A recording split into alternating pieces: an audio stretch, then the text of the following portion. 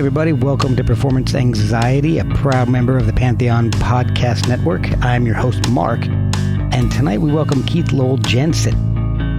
Keith is a comedian. He doesn't use music in his act. He doesn't play in a band on the side, but he started his performing career as a frontman in bands growing up, and that experience gave him a head start in comedy. He began his comedy career abruptly with Spike and Mike's Festival of Animation as a kind of one-man cover band of comedy. He's performed with a lot of great artists, including an unexpected gig opening for Wu-Tang Clan. He's performed in China as a judge for a comedy show and has written a children's book. He also has a new special on Amazon Prime, Keith Lowell Jensen, Not for Rehire. Watch it, but don't expect one-liners. Keith also gives us some exclusive dog breeding content, so you're welcome. Follow him on social media. He's the only Keith Lowell Jensen. Follow us at Performance ANX. Merch is at performanceanx.threadless.com. Buy us a coffee at ko-fi.com/performanceanxiety. And let's settle in for some dog breeding tips with Keith Lowell Jensen on Performance Anxiety, part of the Pantheon Podcast Network. All right. Hey, this is Keith Lowell Jensen, and my new stand-up comedy special, Not for Rehire, is playing on Amazon Prime. I hope you'll go check it out and listen to Mark Shea on Performance Anxiety, the funnest podcast I've done tonight. I kind of stumbled and said "I'll" when I meant "I" or something. It was weird. I could do it again if you want, or you just roll with it. Thank you for joining me. This is a pleasure. Oh, pleasure's all mine. I do want to talk about your new special coming on, but I want to learn more about how you got to doing a special for that ended up on Amazon Prime, because I think that's freaking awesome. Comedy. Yeah, I was pretty excited when it showed up on there. Yeah, comedy is one thing that I love. I would always dreamed of doing. I took improv classes, and that's about as far as it went. But to get up on stage and do stand-up, it's something that I think a lot of people think they can do, and a lot of people would like to do it, myself included, but I don't think a lot of people have the ability to do it. So I want to find out how you got there. Yeah. The one thing I would really stress is you got to do it. Yeah. Like, I hate the thought of anybody having that on their bucket list and then kicking the bucket without getting that taken care of. Like, because you don't need money to do it. You don't, like, I know it's scary, but just go do it. And I think if you go to see your favorite professional comedian, it's really intimidating. But if you go to like an open mic night, like, that's all I did. I went to the local open mic night, and the next week I got up, because once you see not only amateurs doing it, but professionals doing it when they're working on new material and when they're not in front of a crowd that knows them and adores them. And you see the grind, you see the work side of it a little more, and it makes it more doable.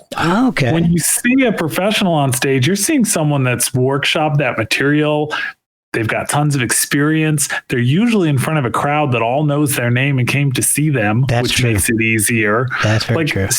Stand-up comedy's upside down. Like, to do what the professionals do is easier than to get up and do your open mic night the first time, which is the hardest place in the world to score. Not only because of your inexperience, but because the whole thing is stacked against you. Yeah. That's a really good point. I never thought of it like that. Yeah, it's wild. I mean, headlining a show where people are excited that it's you is the easiest thing. It's so fun. Yeah, bet. Man. Or also like on the opener or feature level, if you're working with other people, you inherit that from them. Like, I love opening for Doug Stanhope. Oh yeah. I've opened for him a good half dozen times now, and that audience is cake. They're so excited. They're about to see someone they love. I'm introduced as a friend of his. There you go. And so they're like, oh, cool. As soon as they heard Doug's friend, you're their friend. Yeah. And I go out there and kill as if I'm Doug Stanhope or Kyle Kinane or something. Like, I don't normally get that much enthusiasm. But it's the sort of, the opposite of guilt by association. Like, I'm famous by association for that, 15 minutes. Right. Yeah. And then it goes away and I'm poor again. But So, all right. So you're originally from California. Are you originally from the Sacramento area? Because I've been listening to your podcast and you've mentioned it a lot about different. You've had Sacramento's kind of part of my identity, but I've only been here. I've been in the Sacramento area since I was 14. Okay. And then I've been living in Sacramento itself since I was 18. Okay. Because your first guest was Anton Barbeau, and I thought that was a really cool interview. I really enjoyed listening to that one. Yeah, he's great. And he was such a local Sacramento celebrity when I was, like 18 or 19. Yeah. The one I was listening to just recently, I can't remember the lady's name. I'm blanking on it, but she's the lady who deals with complex things, is also in the circus, and she's a stand-up comedian. Andrea Roy. I'm just hesitating because I always screw her name up. It's Andrea Jones Roy. How did I forget the Jones part? I get messed up on the Andrea part because there's Andrea and Andrea and Andrea. Yeah. She's so ridiculously smart. I actually met her in Shanghai, China. And I definitely want to find out about that, because that's a weird place to do comedy. But did you grow up always wanting to be a comedian? Were you like the class clown, the funny kid in school? Or I guess I was. I remember being called a class clown for the first time in junior high. This kid, Joey, called me the class clown. He said he was like explaining why they weren't cool to me, and then they were. They were like the popular kids. And he's like, "Oh man, when you first came in, we didn't know what to make of you, but now I get it. You're the class clown." And honestly, I wanted to be the class poet, man. I didn't want to be the class clown. Like, I was a serious kid. I was real into like The Cure, and I wrote poetry. I was funny, and I liked comedy, but I didn't have that respect. Like, somehow I didn't see comedians on that level where I was like, oh, they're artists, and that's a thing. I looked up to Spielberg more than I looked up to, say, Robin Williams or Emo Phillips. Wow. Yeah. But you were being funny and out about. You had that natural comedic side to you. Yeah, I couldn't help it. I was a smart aleck. Like, I got in trouble a lot. Sometimes totally on accident. One time, the teacher was explaining that objects that have mass are attracted to each other in space, basically explaining gravity. Yeah.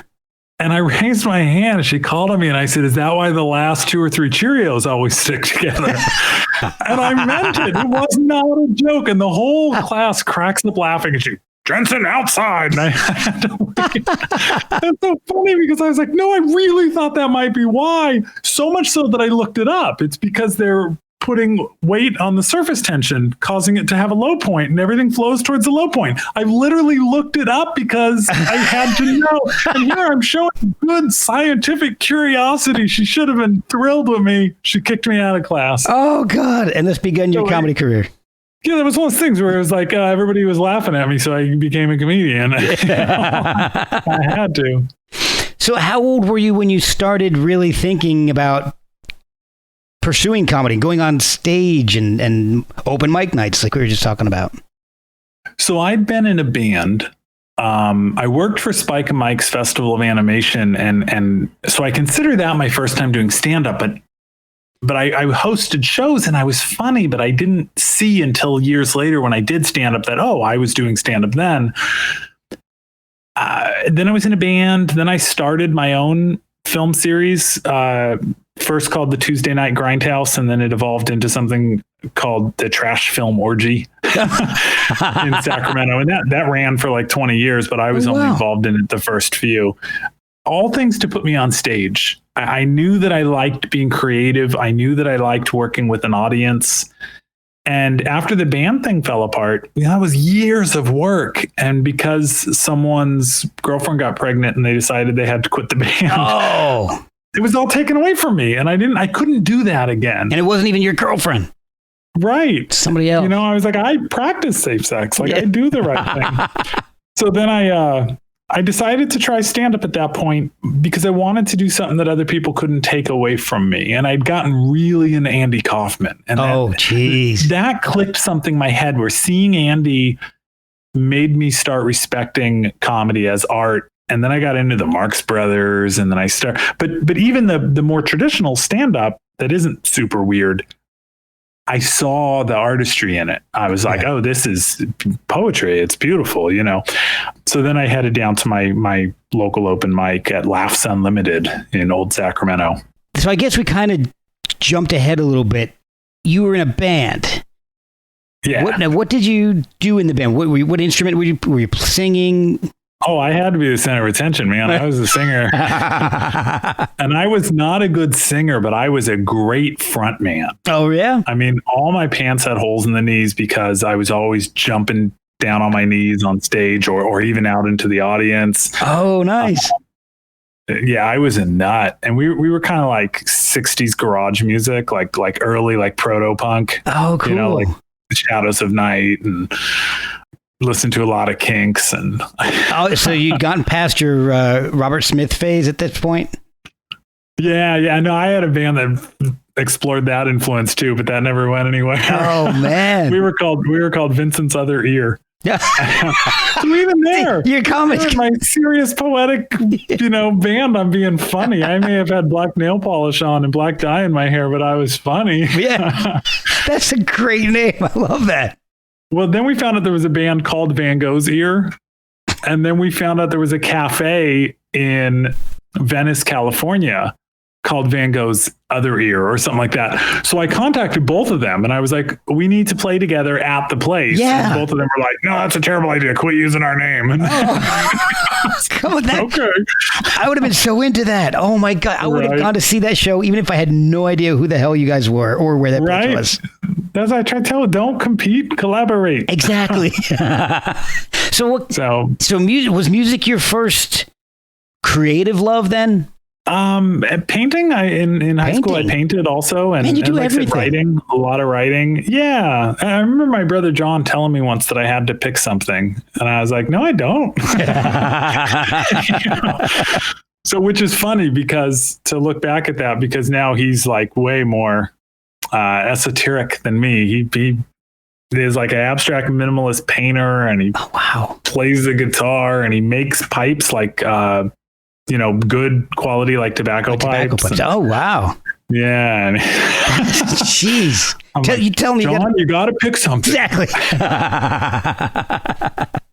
So, all right. So you're in bands and I did see your special. So I is this around the time you kept getting fired from all your jobs? Yeah, that kept going on well into my comedy career.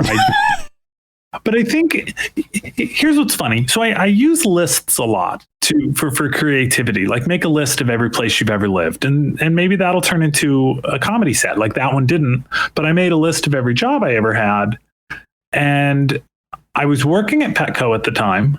And I remember I was talking to some of the other assistant managers. There was like a big corporate meeting. And so all the assistant managers from the area were all in our store. And they were like, well, where else have you worked other than Petco? And we're all passing around the circle, and someone's like, oh, I used to work at Dollar Tree. And someone else is like, oh, I started at Burger King and then went to Petco. And then they came to me and I was like, well, I worked at the golf course, and then I worked at Kentucky Fried Chicken. And then after that, I was a janitor at the parking lot over here. And then I worked at and like, I'm like 9 in and I see all their eyes are big. And I went, oh, I'll stop there. I didn't realize that it was unusual to have so many jobs because I hang out with a lot of other artists, and it's not unusual for us because you have the day job. And if you get offered a gig and your day job says you can't take the time off, you quit. Right. Or also artists just tend to be nuts. And so you get fired a lot too. So you're always either quitting or getting fired, and you don't care because it's not a career. Your career is the thing that you're doing when you're not at work, Yeah, it's the thing you're not getting paid for very well. Right. So apparently but of course we usually didn't get paid very well for our day job either. That's a good point. My career is apparently podcasting. Yeah. Yeah, you're making that fat podcasting cat. Exactly. So. You can, as you can tell, I couldn't figure out how to use freaking Google Hangouts.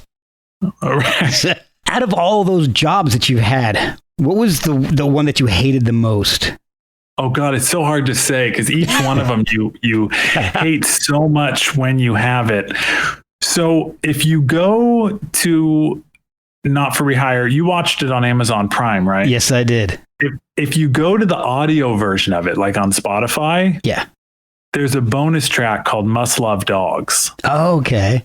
And we cut it because we were trying to keep the special more clean. Yeah. But it's about one of the jobs I hated the most, maybe the most, which was Petco, but it wasn't Petco until they transferred me and I worked with this woman named Jean, who was she was a dog breeder. That was so Petco was her day job. Okay. And she actually sold dog sperm all over the country. Oh, interesting. And I was like, oh, that makes sense. You know, you have these blue ribbon award winning dogs and people want to get their sperm to make more award winning. Yeah. But then it occurred to me one day to ask, how do you get the product? Yeah. Like, how do you get, and she's like, how do you think, Keith? So I asked her, I was like, do you jerk off your dogs, Gene? Yeah. And she, no, I don't jerk off my dogs. I have a guy. And I was like, your boyfriend jerks off your dog? She's got a dog fluffer? There's a guy that's his job. And I was like, oh my, just blew my mind. So no job that I had seemed bad at that point. I was like, wow, I could be and then I thought that guy probably wears a lab coat. Whenever I see someone in a lab coat, I kind of give respect, you know, I'm like, oh, they probably worked harder than me. Oh yeah. You know, they probably make more money than me. They're wearing a lab coat. Now I see the lab coat. I'm like, they might just jerk off dogs. You don't know. You never know. That guy could be a dog fluffer. Right. Funny thing, and this is not on the album. This is exclusive content just for you. Yes. I when we're not in the middle of a pandemic, I actually teach a class to help people get their first 5 minutes of comedy together. Oh, cool. At our local comedy club here, the Punchline in Sacramento. And I had a guy come through and take my class, and he jerks off dogs for a living. Oh my God. He's a dog breeder himself. Oh, wow. But other people, he breeds the little Frenchies. Oh, wow. Those cute little French bulldogs. Yeah. But he also gets hired by and he was telling me the funniest stories. He'll literally meet people in a parking lot and do the deed in the back of their pickup truck right there in the parking lot. He says, it doesn't take long. He'll just go over it, boom, boom, boom, and then hand them a sack of the stuff and be like, there you go. And they give him, $100 or whatever. Oh my God. And he's also the sweetest guy. He's like super nice dude. See, if you do it between species, it's okay. But you do it within the same species, you get arrested. Isn't that odd? That's very... Man, you're helping me write new material. Yeah, you can do that right in the open in the parking lot. Meanwhile, there's a storefront in that same parking lot that has to keep its blinds down and pretend that they're selling hairstyling or... Don't go to any truck stop on the interstate. You get the same thing. Right. It's terrible. So, but I did find out something... Well, actually, a lot of things I got to ask you about. I'm trying to figure out I'm trying to remember where they are on the timeline here. Okay. You had a pretty frightening first experience going on stage, and that's right when you started with the Spike and Mike's Festival of Animation. Yeah. So I used to watch Mike host the show all the time, Mike of Spike and Mike. Yeah. And he was a really kind of a magical guy. I describe him as being the closest thing to a wizard I've ever met. Yeah. And what is the Festival of Animation? Because I'm not real familiar with it. So it used to travel all over the country to all the any college town. Okay. And we didn't go to New York, which they explained to me was because you can't make money in New York. They were like, literally, people go to New York so they can get reviewed by the Times or so that they get, you pay for the privilege of paying in New York. It's almost impossible to actually make it profitable. I don't know if that's true then, but that's what they told me 30, 40 years ago when they were doing it. So I would watch Mike introduce the show, and he's this guy. He's like 6'3", 6'4". He's got a big purple beard. He's wearing a purple suit with furry Doc Marten boots. I mean, just a character, checkered jacket.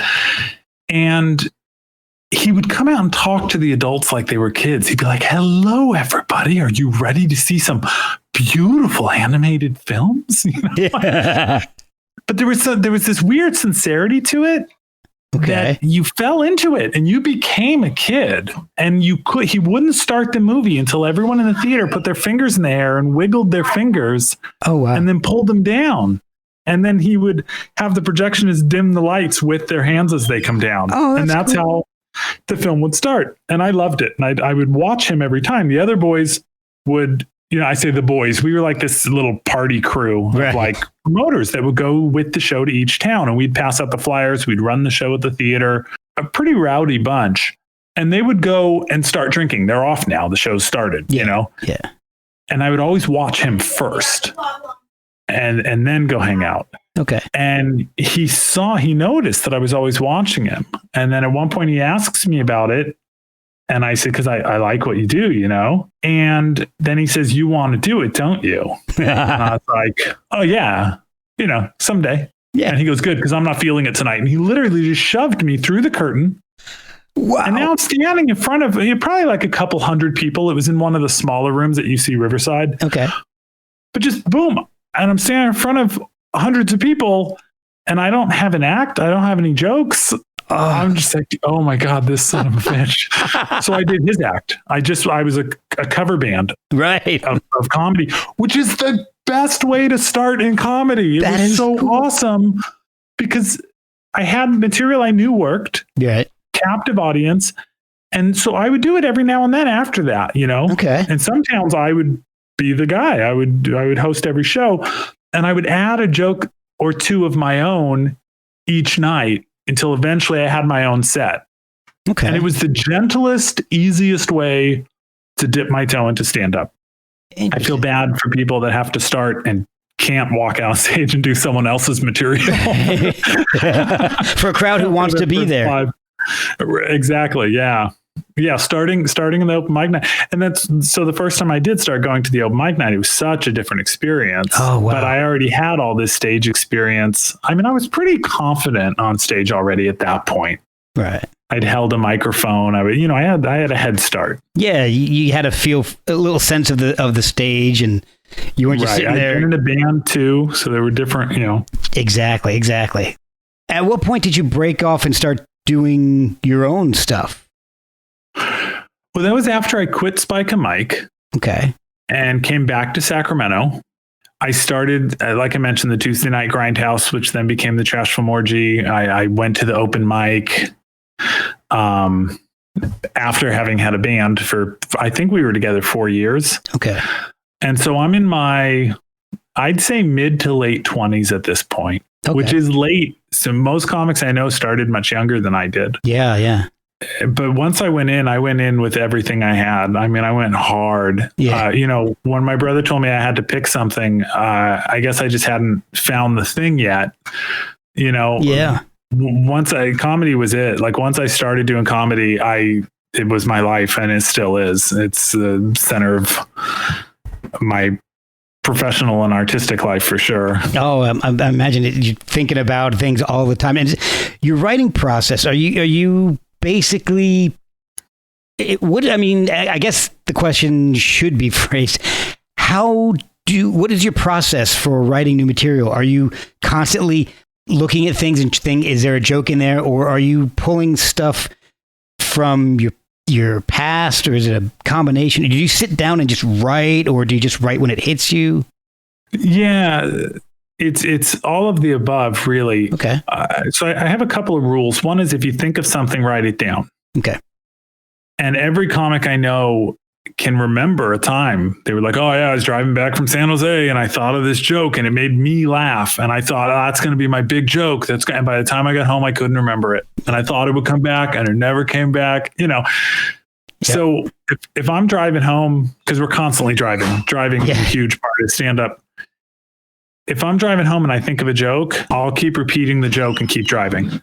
But if I think of a second joke or a tag, okay, pull over. Yeah. Like that's my rule. And more than one bouncing around in your head, you're going to lose one. Yeah. And there have been times coming back from San Francisco, which is the most frequent drive I do. It's about an hour and a half each way. Okay. It'll be 2 a.m. and I'm sitting on the side of Highway 80 on some off ramp with no streetlights, scribbling. This is, I've been doing this so long. It was before we had phones. It's so much more convenient now to just always have a notepad open in the phone.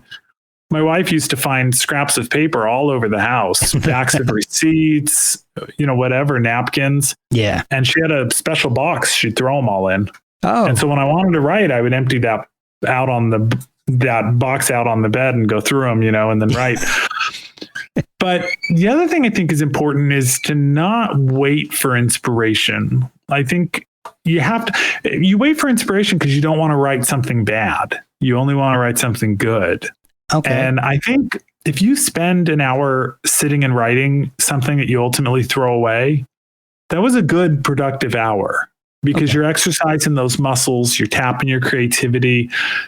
And if you do 3 or 4 of those hours, you might get something good. 3 or 4 of those where you didn't have any inspiration, but you sat and you wrote anyway. And that's where I do lists. I sit down and I'm like, well, what am I going to write about? So I'm like, okay, who are all the people in your life you've called best friend? That's when I started playing with recently. I was like, okay, the first person I ever called my best friend was Eric Mayer when I was a kid. Okay. And then after Eric was Jamie. And then after that was Kim. And so once I have that list, then I'll think, what are some funny Eric stories? Oh God, all the Eric stories are tragic. Okay, let's move on to Jamie. What are some funny Jamie stories? And that's how Not for Rehire came to be. That was a list of every job I ever had. That's really interesting. That's I never thought of anything like that. But inspiration still plays a role because then once I'm doing that and I'm working on that, I'll be out for a walk and I'll think of something or remember something that has to do with the thing that I'm working on. Because like you said, you're exercising those muscles. Yeah. So once they start moving, they start to get limber and things start to come back to you and you mentioned something in one of your podcasts that I thought was great. You had interviewed Bob Hope, I believe, and you had asked him about why is it that every comedian thinks every joke has to kill and not everyone does. And I think that's actually a great point. Not every joke that a comedian does has to destroy the audience. I mean, they can build and build. I wish I had interviewed Bob Hope. But it was probably Greg Proops talking about something. That's what it was. It was on the Greg Proops episode. Yeah, maybe it was Greg that interviewed or I interviewed Bob Newhart. Me talking about Newhart. Damn it. That's one of the Bobs. That's all right. There's so many names bouncing around. So many Bobs in comedy. And they're all old. I had a bit that wasn't a crusher with a strong punchline, but it was like a nice turn of phrase and it made a point, and I liked the way that it made the point. And I was sharing it with a comedian friend of mine, and he said, it adds to your overall set. If you did too many of those, it might weigh it down. Okay. But it's okay that joke doesn't kill because it still makes the set stronger. It makes your character on stage stronger. He's like, you need some of those. And this is a joke I was going to discard. And I was so glad that I left it. And awesome. Now, if anything, I might err on the side of too many of those. Yeah. I mean, if you look at the reviews of Not for Rehire on Amazon Prime, most of them are good reviews. Yeah. But people say this isn't comedy in the traditional sense, or this isn't stand-up. Wow. And I disagree, but I actually like those comments because it means that I did something differently than they've seen other people do it. That's a really good point. And like you said, I would argue that that's actually comedy in the traditional sense because of Newhart and the way he would build and hell, Bob Hope. Let's go to all the Bobs. They would, not every joke. Can we get Goldthwait in there too? Goldthwait is an incredible storyteller. Yeah. It's so funny how there's always been that back and forth. When Newhart came out along with like Shelley Berman and Mort Saul, Dick Gregory. Yeah. It was very different. Newhart himself described it as a sea change in comedy. Because everybody was doing the one-liners. They were doing jokes. And now all of a sudden you got guys doing full monologues, But then you get Steve Martin and we kind of get back to silly and we get back to jokes. Yep. And now we've got all over the place, and you've got people who I respect so much who do something I could never do, but like Mitch Hedberg dropping those one-liners, or Stephen Wright. I miss Mitch so much. Yeah, me too. Dimitri Martin is brilliant with his one-liners. I have so much respect for that. And it's one year, and it was quite a while ago, but one year I set a goal to try to write a half an hour of just one-liners. Oh my gosh. And I think I made it to about minute 20. And then I worked them onto one of my albums, mixed in with the stories. Oh, cool. But usually, I have a few one-liners here and there. But man, that was hard. That was really one-liners are very difficult to write. Oh, yeah. And to write a half an hour's worth of them because they only last a few seconds. Right. Holy shit. That's crazy. Yeah, it's so much. So, but then you've got people going the other direction as well that are taking the storytelling thing, someone like Mike Birbiglia or Maria Bamford.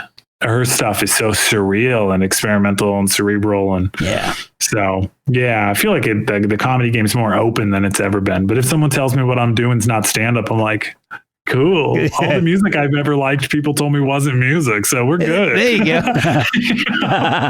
You're just being true to yourself at that point. Yep.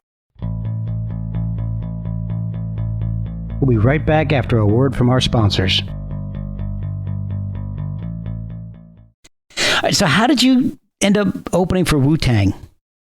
And that's actually Wu-Tang. It's not like a cover band like Wu_Tang. Right. Wu_Tang. I wonder, could you legally get away with that? I don't know. We may have to try that. Crazy. American atheists used to do this big thing. I think this was the last one they did. They would do this big thing in DC, this big outdoor atheist sort of convention. Okay. And I got invited to perform both at the hotel in the events leading up to the big day and then on stage at the big day. Okay. And I performed very early in the day.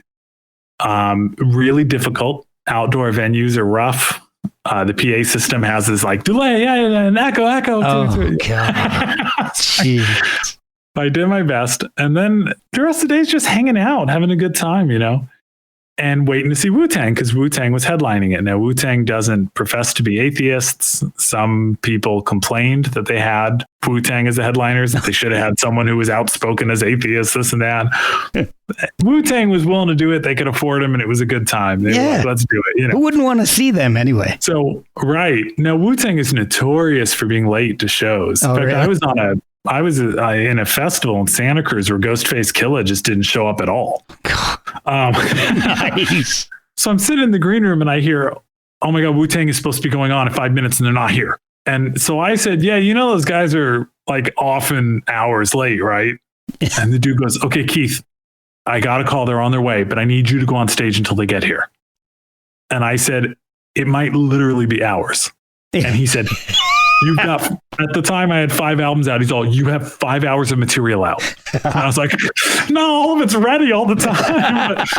And I walked out with my CDs in my hand because I thought if I run out of material, I'm just going to look and be like, oh, that joke. Okay. That's going to be my set list. But as it worked out, I only had to do about 10 minutes. The microphone cut out on me. It was feeding back because they hadn't sound checked for me. They had done, for a very different act. Yeah, that's a good point. They threw a microphone up last minute for me because they didn't want me using Wu-Tang's microphones because they were all set for them the way they required them. Yeah. The way their writer said they had to be. And so it wasn't like a great performance, but I didn't care. And I kept telling the audience that. I kept laughing, going like, this is surreal. Like, I'm getting you ready for Wu-Tang. Are you ready for Wu-Tang? I'm the guy opening for Wu-Tang. That's crazy. And then finally I look over and I see David, the promoter, doing this at me. Yeah. And so I said, ladies and gentlemen, Wu-Tang Clan. I'm walking off stage and Method Man passes me. And I'm just like, oh my God. And then I stood on the edge of the stage and looked out at the audience while Wu-Tang's performing. Oh, wow. And the energy, it was I mean, I'm, like I said earlier, a big music guy. I've been to a lot of shows, but to feel that energy, to see everybody doing the woo W with their hands and just, all in unison. And the cutest part, it was so adorable. There's a cute part. There's a very cute part. Some guy yells, Wu-Tang, fuck yeah. And Method Man goes, hey, man, they asked us not to curse because there's a lot of children here. And so we'd appreciate it if you didn't either. And the guy goes, all right. Oh, that's awesome. That's the nicest guy in the world. That's so amazing. Cool. And then they took pictures. They hung out, were very generous with their time, took pictures with everyone afterwards. Oh, that's awesome. Yeah, it was super dope. You don't hear that often when especially for bands who are notoriously late to gigs. You get your Guns N' Roses kind of thing where they're late to gigs and they hate everybody, they piss everybody in the crowd off, and then they leave immediately after they're done. Yeah, whereas I don't think Wu-Tang is late because of a disrespect for the audience, or I think they just, they're probably just getting high and not exactly paying attention to the time. What's that? Not exactly paying attention to the clock. Right. They didn't get into that line of work because they wanted to be clock watchers. Exactly. So you ended up doing, I guess it was judging a comedy series or show or competition in Shanghai, China?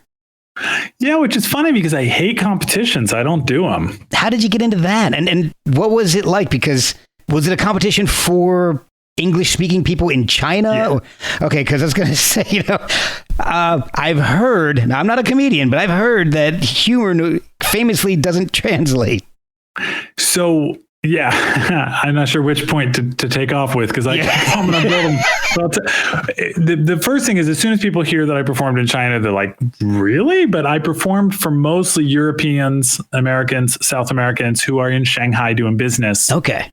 Shanghai is this huge international city. Yeah. And so, I was performing for a lot of expats, which I still can't figure out what the difference between a foreigner and an expat is. I think white people like to call themselves expats and everyone else foreigners. Yeah, you're right.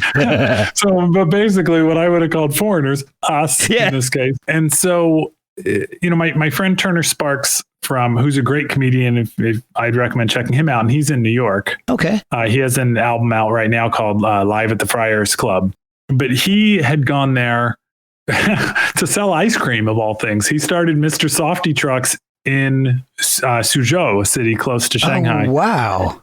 And he did an open mic night there that some Australian dude, Andy, started. Andy's a great guy. Okay. He's doing cool things. And they loved it. So they started making more open mic nights, and then they found a touring circuit around China. Wow. Again, performing mostly for English speakers. And then eventually they started China's first full-time stand-up comedy club. Oh, wow. And so I'm begging them to bring me out. I want to go out so bad. I've dreamt of going to China since I was a little kid and saw Big Bird standing on the Great Wall. I was like, I gotta go to China, And if you remember back then, China was much more of a closed society. So it was, I think that was also part of the appeal, is that China was so mysterious when I was a kid. Yeah. But the way that I got to go was that another comedian was supposed to be headlining and judging, and he fell off the wagon. He started drinking again. Oh, no. And so they called me with only 4 days notice. And they were like, hey, dude, can you come to China in 4 days? I said, for how long? They said, for 2 weeks. I was like, wow, let me talk to my wife about this. I said, can you get me a visa? And they paid so much money to be able to expedite my visa. Oh, my gosh. Luckily, I already had a passport. So I went back in and told my wife, hey, Turner, finally called me to come to China. And she goes, oh, you've been wanting that forever. And I said, yeah, for 2 weeks though. And she goes, oh, we've got a baby. Oh gosh. And she said, okay, when? And I said, in 4 days. And she's taken aback for a second, but then she goes, well, you got to go. Oh, wow. And I joke that either means that I have a really cool wife or that I'm not that great of a husband. Yeah. She's like, whatever. Yeah. Either way, I'm going to China. Yeah. It works out well for me either way. Yeah. How did that work? I mean, were you just I've got so many questions that are just kind of jumbled up in my head about going to China and doing comedy in China.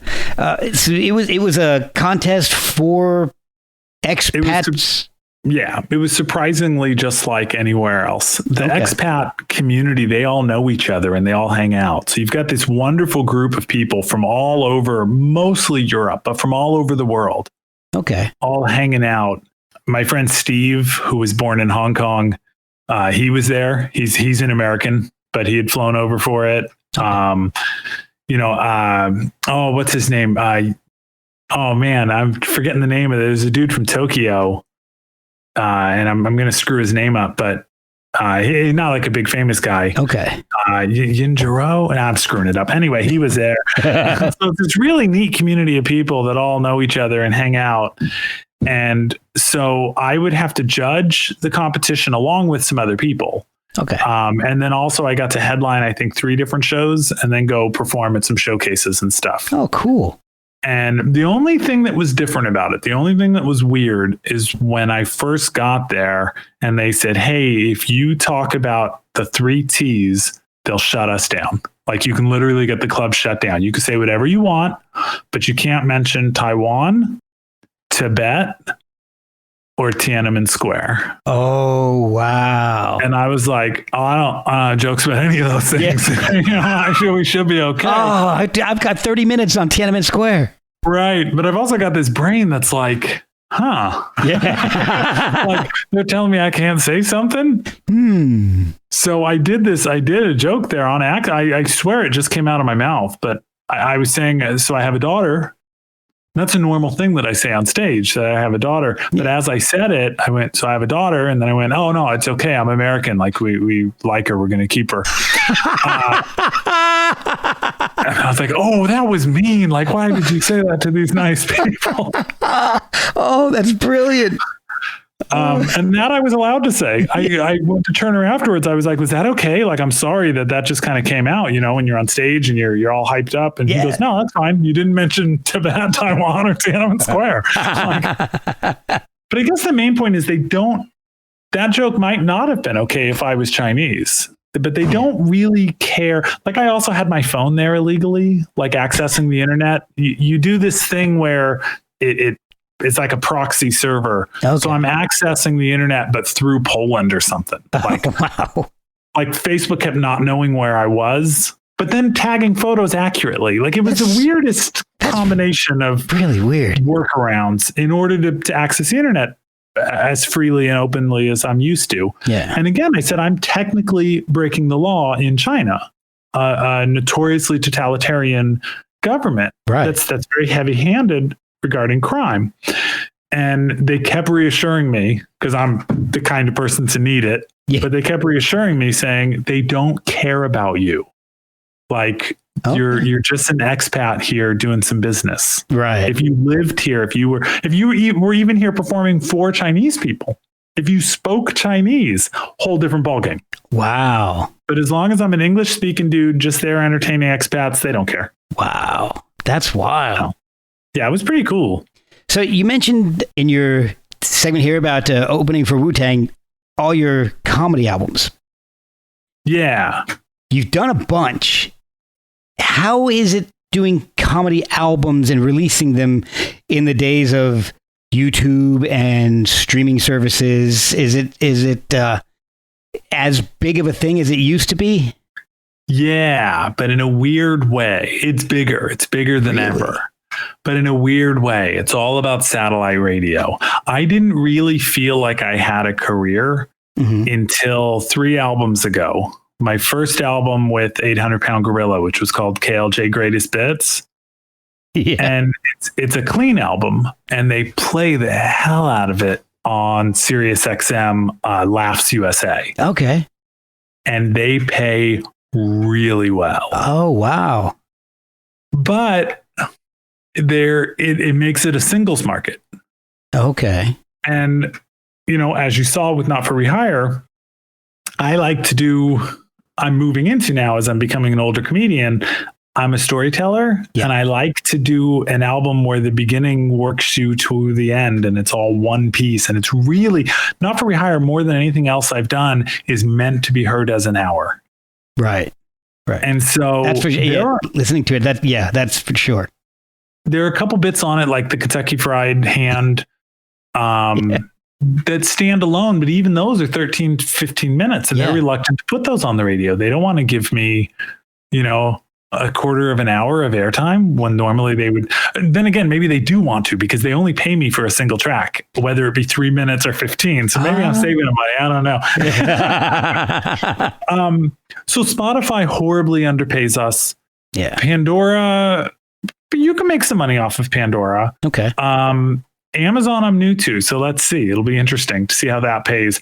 But really, satellite radio is, for independent artists, it's a boon. I mean, it's a really great source of income and really just changes the game.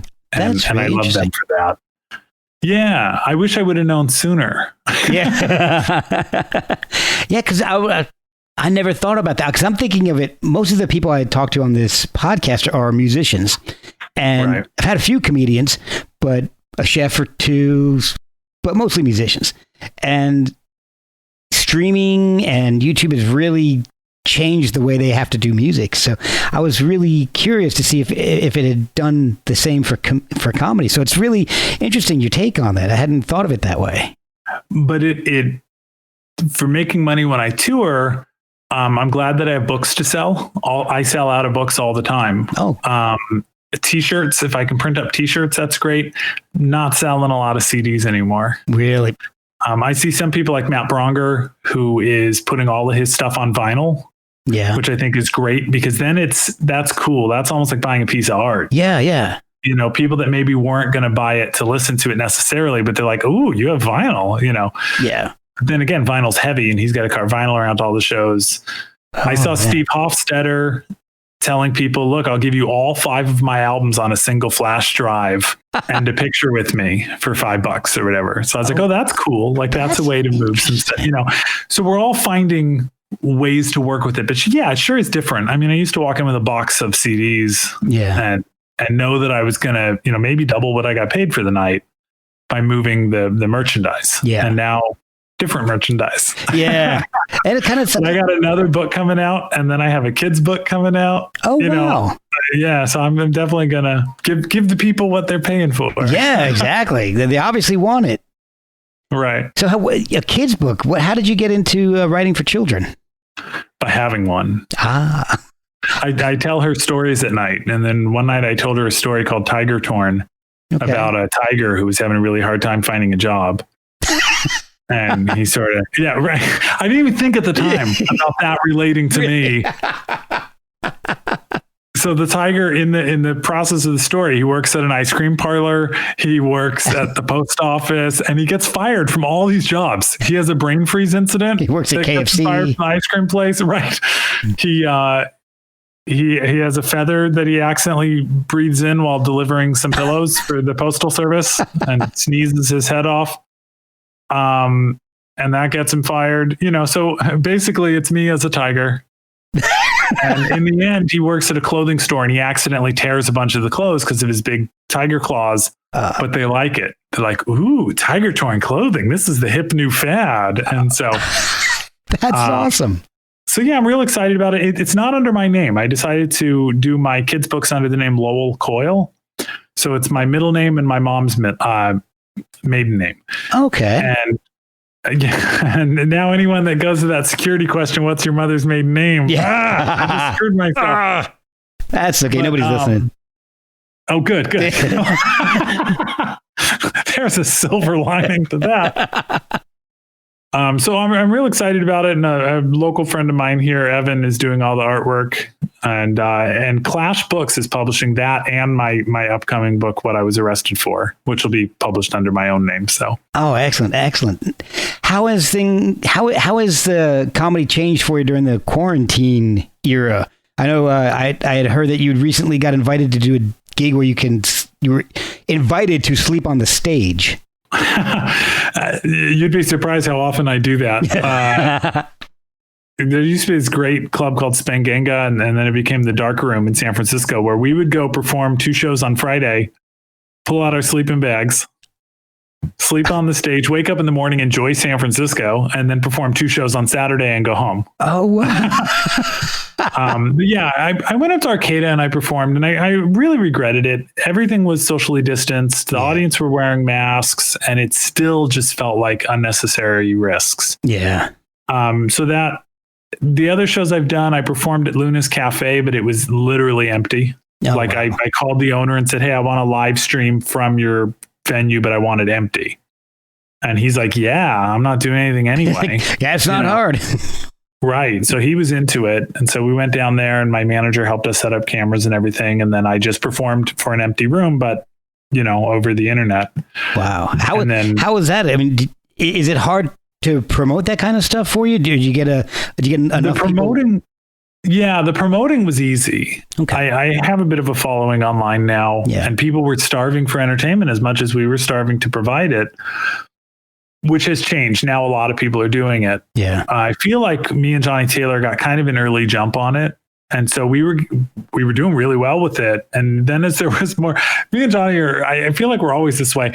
We'll be ahead on something, but then once there's competition, we're like, we'll just go do their show then. We don't like neither of us want to be producers if it involves having to compete and win. And if no one's doing a show, we'll produce the show. But then if other people are producing shows and we have to compete with them, we'll be like, no, we'll just do their show. Like, book me. I'll give mine up. Yeah. The hard part was getting the technology right. You have to have a few people watching who have their mics on so you can hear their laughter. Okay. And so that the laughter can be heard by everyone else watching also. People need to hear other people laughing. You can't hear a comedian performing to silence. Yeah. Oh, you know what? That's a good point. That is a lot different from a lot of the other mediums, like a lot of bands who are live streaming. They can live stream without it hearing applause or anything. Right. The audience, I've thought of it this way. The audience actually is our instrument that we play. We go out and we make an audience laugh and gasp and howl and clap. And you judge how well we're doing by the response that they're giving. Yeah. That's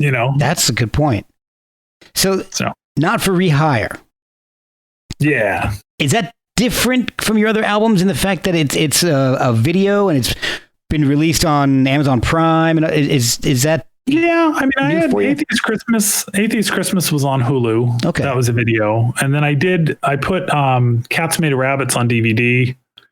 Okay, I was listening to that second album, which I really like. That's one of my favorite albums. Yeah, I felt like everything came together well.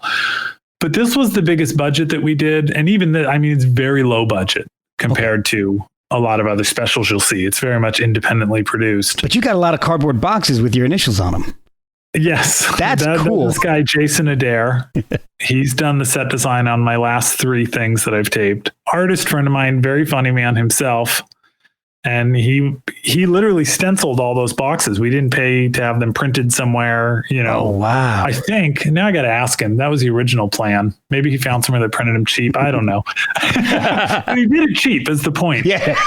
I said, really, can we do this? And he said, yeah. He's like, this will cost me less than building a set like he did for Atheist Christmas. Atheist Christmas, he built this little living room set with a fireplace and a window, and there's even snow falling outside the window. It was so cool, a really creative guy. I didn't want to do a theatrical set again, though. I felt like we'd already done that. And when he threw that idea at me, which also is a little nod to Andy Warhol with his Brillo boxes. Oh, okay. Yeah, everything about it. I loved it. So that was cool. That was super fun. And I feel like it looks professional.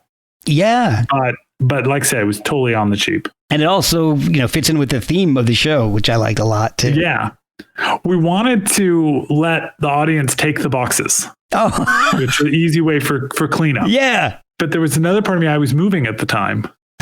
And I thought, how funny would it be if my new neighbors see us moving in and all the boxes have my face on them? Like, they would think, who the hell is this guy? Like, he had custom boxes printed up for his move.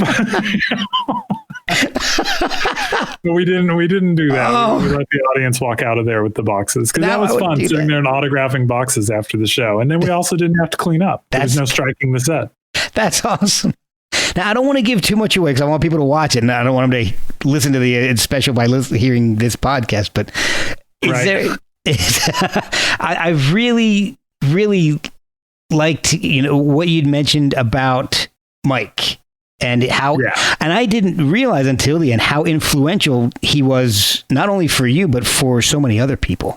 There's another thing on Amazon Prime called Animation Outlaws. Okay. And it's a documentary about Spike and Mike.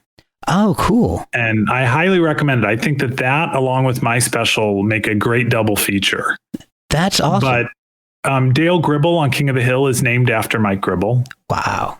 Nick Park of Wallace and Gromit.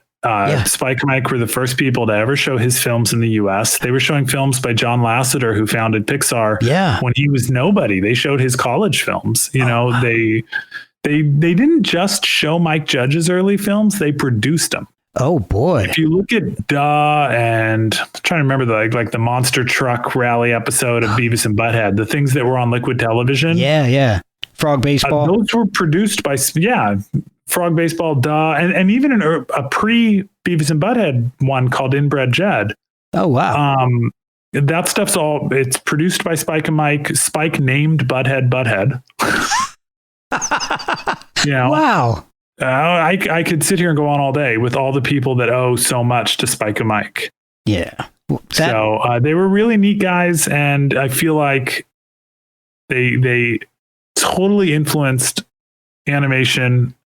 All of us feel their influence, and most people will never know it and will never hear of them. Yeah. They're like these unsung heroes, and I would love for them to be remembered because they were I shouldn't keep saying it in past tense. I mean, Spike's still out there fighting the good fight. Yeah. We don't want a really special thing. We don't want to press a narrative that hasn't happened yet.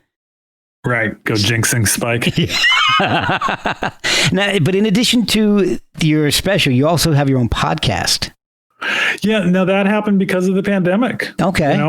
I'd wanted to do one for a while, but really getting the push to get going was because I'm at home and I'm not performing. Yeah. And it's wanting that outreach. So it's really neat though, because it's not about me and my comedy. It's me getting to talk to, I've had comic book artists on. Yep. I've had musicians, filmmakers. I'm trying not to have a ton of comedians on because I feel like comedians interviewing comedians, there's just so much of that already. Yeah. So I want to have on artists that I love. I'm going to have a magician on coming up soon. And cool. Yeah, my friend Simone Turkington, and she's getting tricks ready that she can do without you having to see them. Oh, wow. So she's going to actually do some tricks with us over the podcast. Oh, man, I'm excited. Just in getting up with you, I've saw your podcast and I started listening to it, and I'm really enjoying it. It's a lot of fun. And Thank you. Like you said, you've got a wide variety of people coming on. It's really keeps it really interesting. I'm someone who writes fan letters. Oh yeah. Yeah. And so I had Keith Knight on. He's the cartoonist who the show Woke is based on his work. Okay. And people were like, ooh, that's a get. How'd you connect with Keith? Yeah. And I was like, I wrote Keith a fan letter 6 years ago. Oh, wow. And he wrote back, and we've kept in touch ever since. And we've kind of become pen pals. We still have yet to meet in real life. That's fantastic. I mean, that's how I got a lot of the guests on my podcast is just reaching out, usually through social media or something.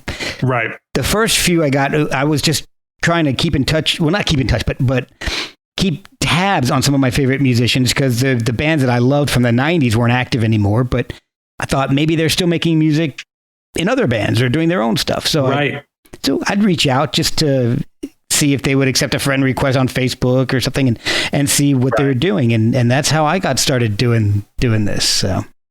Yeah, I had Wendy and Richard Penny from the comic book ElfQuest on. That started with a fan letter. That's awesome. Jeffrey Brown, who did Vader's Little Princess and Jedi Academy. Oh, I love Vader's Little Princess. That was a fan letter. Wow. Not for Vader's Little Princess, but for his early autobiographical work, Clumsy and AEIOU and Easy Intimacy. Oh, cool. Yeah, really good stuff. Every podcaster goes through something horrific, some big issue that happens. And I can tell you mine, but I'd like to hear if you've had your moment of, oh God, what just happened yet? Yeah, probably. If you go listen to the Kasim Bentley episode. Okay. I love Kasim. And he's a San Francisco comedian. But oh my God, like from the moment I introduce Kasim, he just starts talking. And I'm struggling to get a word in now and then. And he basically just performs an hour. I mean, like as if he was on stage and he was the headliner. Oh, man. And it's great because he's so funny. Yeah. But all I could do was hang on for dear life. And then some of the stuff coming out of his mouth was horrible, which is kind of his stock in trade. Like that didn't surprise me, but I didn't have a chance to really respond to it. It was moving too fast. You know, he called me a cock at one point. You know, and again, this is a guy who he said thank you to me on his album in the liner notes. Like I know Kasim and I are buddies, but trying to put him in any kind of restrictive box so that I could actually get an interview with him. Yeah. Forget it. And the other thing about him is when he's not on stage, he's kind of soft-spoken and quiet. Oh, really? And stupid me thought that when I would go to interview him for the podcast, I would get that Kasim. But you put a mic in front of him. Honestly, it's funny to think about this looking back, but I honestly thought, how can I get him out of his shell? Oh, wow. Just put a mic in front of him. Yeah, once we started talking, it wasn't a problem getting him out of his shell. It was a problem getting him to Go back in your shell. You've been ignoring my question and talking for 20 minutes. Let me at least ask another question. You can ignore it also, but let me at least feel like I'm making an effort to make this an interview. And if Kasim hears this, I'm not saying any of this is criticism of him. It was a great performance. He's wonderful. Yeah. But as the person running the podcast, I was like, I don't know what to do with this. Yeah. And my producer, Joe, who's also my manager, convinced me afterwards to not worry about it. I was like, we want to put that out or no? And Joe's like, of course. He's like, I've never laughed so hard. He's laughing both with Kasim, but also at you. Like listening to you struggle. He said it was great, and it caught his personality, which is what we aim to do. So, oh, that's awesome. That's awesome. And so that could actually kind of go both ways. It could be like your worst podcasting experience or your best. Yeah, I'm going to go with worst. Okay. It's still too fresh. It'll be my best later. My best was getting to talk to Wendy and Richard Pinney, who make the comic ElfQuest, for 2 hours. These are people I've been a fan of since I was, I think, 12 or 13. Oh, wow. I just worshipped their work when I was a kid. And so to just sit and rap with them for 2 hours was incredible and get their whole story. And yeah, because you're big into comics and you at one point wanted to be an illustrator or an artist, right? So I wanted to be an artist, but I'm not great at it. But what I really would like to do is write graphic novels and find an artist to collaborate with. But it was funny. I was talking when I talked to Keith Knight about that. He said, you don't have to worry about the art. He said, no one gives a shit about the art. And he pointed out that there are several very popular comics now on the internet where the art is stick figures. Wow, really? Like people really, if the writing is good, but of course, then that really, is the writing good? Yeah, that's so. Yeah, exactly. I feel you. But every time I've tried, I get too hung up on trying to make the art look the way I want it to look. Yeah. No stick figures for you. Yeah, it's like I'm trying to do something that I don't really have the skill to pull off. Yeah, and then at this point now, if you do something stick figured, it's going to be derivative. Then absolutely. So now you got to go somewhere between good fine art and stick figures. Yeah, my daughter's almost to the point where I'll just let her draw that. Oh, that's a good idea. We're getting there. Yeah. She's actually mad that she didn't get to draw the pictures for Tiger Torn. Oh.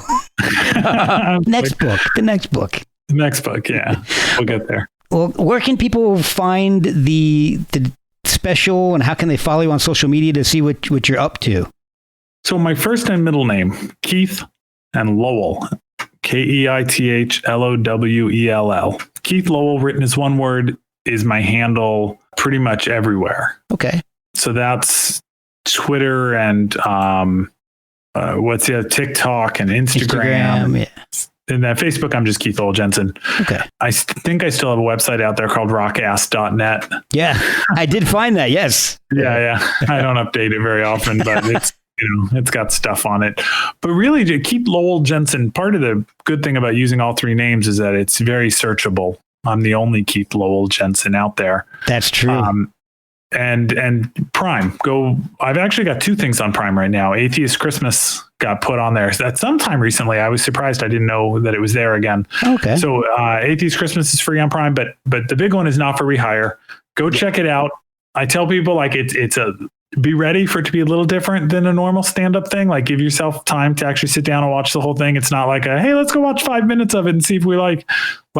Yeah, settle in and give it a chance. But I really appreciate reviews on there. If you give me a rating and a review, it's an independent release, through 800 Pound Gorilla Records, but they're a small label. So it's not like we have a huge advertising budget. And I don't know if people realize how much those reviews affect the algorithm. So enough people review it, it could mean you pass a certain threshold. You get 50 reviews. Oh my God, like thousands of more people see it than if you were on the other side of 50. Okay. And then you pass 100, and then after that, you got to pass 500. Okay. So yeah, when you review things that you like online, you're doing the artist a huge favor. That's a great thing to do. Listen to that, people. Review Keith's special, review the podcast, review his podcast, my podcast. Oh, it's super true of podcasts too. Yeah, big time. Yeah. So go review Performance Anxiety. Thank you. Give them those 5 stars. I do a terrible job of promoting my own podcast.